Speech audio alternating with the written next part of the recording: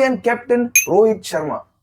ఈ పిలుపు ఇకపై మనం వినలేం. ఇంతకు ముందే రోహిత్ శర్మ టెస్ట్ ఫార్మాట్ లో మరియు T20 ఫార్మాట్ లో రిటైర్మెంట్ ప్రకటించాక కేవలం ఈ ODI ఫార్మాట్ లోనే రోహిత్ శర్మ ఇండియాకి కెప్టెన్ గా ఉన్నాడు. ఇప్పుడు BCCI ఈ ఫార్మాట్ నుంచి కూడా రోహిత్ ని కెప్టెన్ గా తొలగించారు.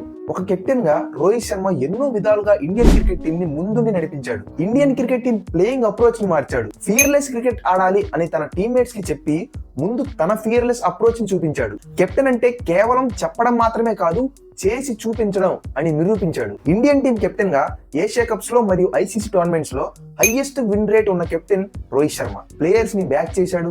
ఇండియాకి 2 ఏషియా కప్స్ మరియు 2 ICC కప్స్ కూడా అందించాడు. ఒకటి T20 వరల్డ్ కప్, మరొకటి ఛాంపియన్స్ ట్రోఫీ. 2023 వరల్డ్ కప్ లో ఇండియన్ టీం ని ఫైనల్ వరకు తీసుకెళ్లాడు. చాలా ట్రోఫీస్ గెలిచాడు. కానీ ఆ మనిషికి చిన్నప్పటి నుండి ఒక తీరని కోరిక అయితే ఉండిపోయింది. ICC ODI వరల్డ్ కప్ గెలవడం 2023లో చేజారింది. 2027లోనైనా ఆ కప్ గెలుస్తాడంటారా? ఇప్పుడున్న పరిస్థితుల్లో అప్పటిదాకా ఆడతాడు అనేది కూడా ఖచ్చితంగా చెప్పలేం. లేకపోతే ఈ ఆస్ట్రేలియన్ సిరీస్ తర్వాత బాయ్ బాయ్ చెప్తాడా? మీ ఒపీనియన్ ఏంటో కామెంట్ చేయండి.